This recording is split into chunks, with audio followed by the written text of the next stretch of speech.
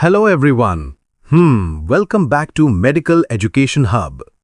अच्छा, आज हम अपनी सीरीज का फर्स्ट बिल्कुल बेसिक लेकिन बहुत ही इंपॉर्टेंट टॉपिक समझने वाले हैं, overview of the human brain. ये वीडियो आपको ब्रेन के मेन पार्ट्स का सिंपल, क्लियर और एकदम इजी फाउंडेशन देगा। चलिए शुरू करते हैं।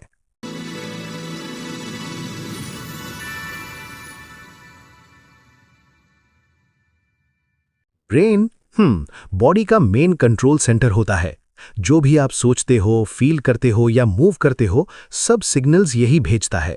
और ब्रेन के अंदर बिलियंस ऑफ न्यूरॉन्स होते हैं, छोटे छोटे सेल्स जो मिलकर पूरी बॉडी को कंट्रोल करते हैं। अगर ब्रेन सिग्नल ना दे तो बॉडी बिल्कुल रिस्पॉन्ड ही नहीं करेगी। अच्छा, अब देखते हैं ब्रेन एग्जैक्टली होता कहाँ है। ब्रेन स्कल के अंदर सेफ रहता है, बोन्स से प्रोटेक्टेड होता है और एक स्पेशल फ्लूइड भी होता है इसके अराउंड जो कुशन की तरह शॉक एब्जॉर्ब करता है। इस वजह से brain day to day bumps और मूवमेंट्स को इजीली हैंडल कर लेता है। अब हम बात करते हैं ब्रेन के मेन पार्ट्स की। ब्रेन के 3 मेजर रीजन्स होते हैं। सेरेब्रम जो सबसे बड़ा हिस्सा होता है, सेरेबेलम जो बैलेंस और स्मूथ मूवमेंट्स कंट्रोल करता है, और ब्रेन स्टेम जो ब्रीदिंग, हार्ट रेट जैसे लाइफ सपोर्ट फंक्शंस को मैनेज करता है।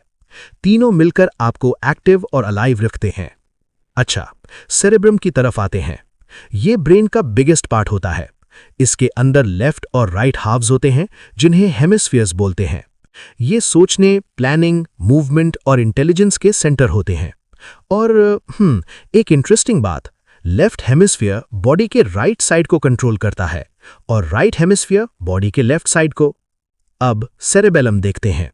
ये ब्रेन के पीछे नीचे की तरफ होता है। इसका काम होता है बैलेंस मेंटेन करना और मूवमेंट्स को स्मूथ बनाना।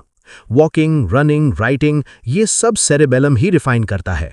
और इसमें बहुत सारे टाइनी न्यूरॉन्स होते हैं जो कंट्रोल को और प्रिसाइज बनाते हैं। अच्छा, अब ब्रेन स्टेम। ये ब्रेन को स्पाइनल कॉर्ड से कनेक्ट करता है। ब्रीदिंग, हार्ट रेट, डाइजेशन ये सब बेसिक और life supportive functions brain stem handle करता है। आप बिना सोचे जो काम करते हो वो सब यहीं से मैनेज होते हैं। अब हम ब्रेन की सरफेस की बात करते हैं। ब्रेन पर छोटे छोटे बम्प्स होते हैं जिन्हें गायरी बोलते हैं और उनके बीच के ग्रूव्स को सल्की कहते हैं। ये फोल्डिंग सिस्टम इसलिए होता है ताकि छोटे स्कल स्पेस के अंदर मैक्सिमम ब्रेन एरिया एडजस्ट हो सके, और जितना ज्यादा फोल्डिंग उतनी ही ज्यादा थिंकिंग पावर। अच्छा, अब देखेंगे ब्रेन के लोब्स। ब्रेन 4 मेन लोब्स में डिवाइडेड होता है, फ्रंटल, पैराइटल, टेम्पोरल और ऑसिपिटल। हर लोब का अपना स्पेशल फंक्शन होता है और ये सब मिलकर कंप्लीट ब्रेन एक्टिविटी बनाते हैं। सबसे पहले फ्रंटल लोब। ये decision making, speaking, behaviour control और बॉडी मूवमेंट्स को कमांड देता है। ये सबसे बड़ा लोब होता है और पर्सनैलिटी का बहुत बड़ा पार्ट यही बनाता है। अब पैराइटल लोब। ये टच फील करने, पेन, टेम्परेचर और बॉडी पोजीशन समझने में हेल्प करता है। रीडिंग और अंडरस्टैंडिंग मूवमेंट स्पेस भी ये मैनेज करता है। टेम्पोरल लोब का काम होता है साउंड्स को हियर और इंटरप्रेट करना, मेमोरी स्टोर करना और लैंग्वेज को समझना। ये दोनों साइड्स पर प्रेजेंट होता है।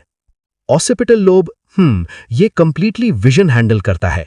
आंखों से जो भी सिग्नल आता है उसको इमेज में कन्वर्ट करना ये इस रीजन का काम होता है और ये चारों लोब्स में सबसे छोटा होता है। अच्छा, अब एक सिंपल क्वेश्चन, ब्रेन पार्ट सीखना जरूरी क्यों है? क्योंकि जब हम ब्रेन स्ट्रक्चर समझते हैं तब हमें बॉडी का फंक्शनिंग, थिंकिंग, मूवमेंट सब लॉजिकली समझ आता है। और फ्यूचर में जब आप डिसऑर्डर्स या प्रॉब्लम्स पढ़ोगे तो उनका कनेक्शन क्लियर हो जाता है। अपने आप को समझने के लिए ब्रेन को समझना बहुत इंपॉर्टेंट है। Thank you so much for watching. अगर वीडियो हेल्पफुल लगा हो तो प्लीज लाइक, शेयर और सब्सक्राइब करें medical education hub. Next video में हम सेरेब्रम को डिटेल में समझेंगे। मिलते हैं नेक्स्ट वीडियो में।